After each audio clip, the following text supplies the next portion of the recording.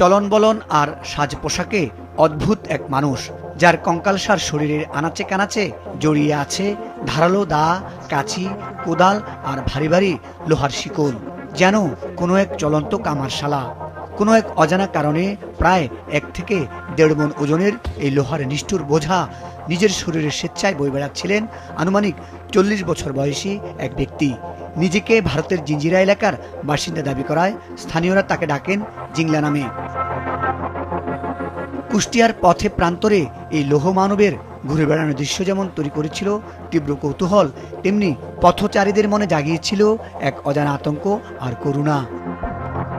সামাজিক যোগাযোগ মাধ্যমে এই কষ্টের ছবি ও ভিডিও ছড়িয়ে পড়তেই তা একটি মানবিক সংগঠনের নজরে আসে।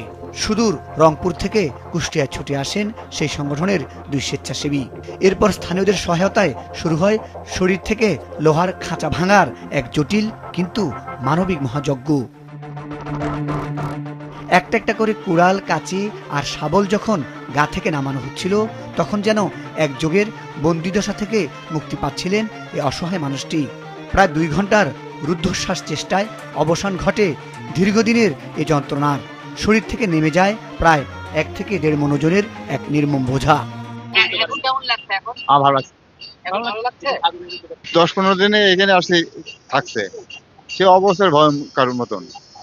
এই আজকে সব ধরে সব সাফ করে দিল, তাই এখন ভালো দেখা যাচ্ছে। ওই একটা পোটলাই 50 কেজি হবে। ওইখানে আরেক গাড়ি আছে বটতলায়। দড়ি, রসা, তাছে আপনার যে কাপড় চোপড় গাছ আর যে লোকে জোয়ান লোক, আমরা হয়তো স্টার্ট করতাম এভাবে গাছ যে অনেক আল্লাহ বাঁচা দিছ।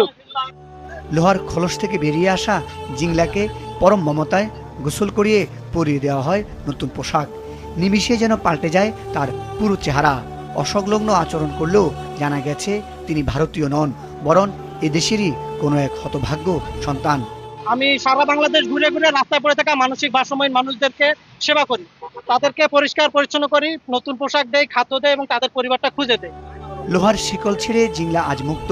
আর এই মানবিক গল্পটি আবারও প্রমাণ করল পৃথিবীতে এখনো একদল মানুষ আছেন যারা অন্যের কষ্ট দূর করতে মাইলের পর মাইল ছুটে যেতে পারেন বুক ভরা ভালোবাসা নিয়ে।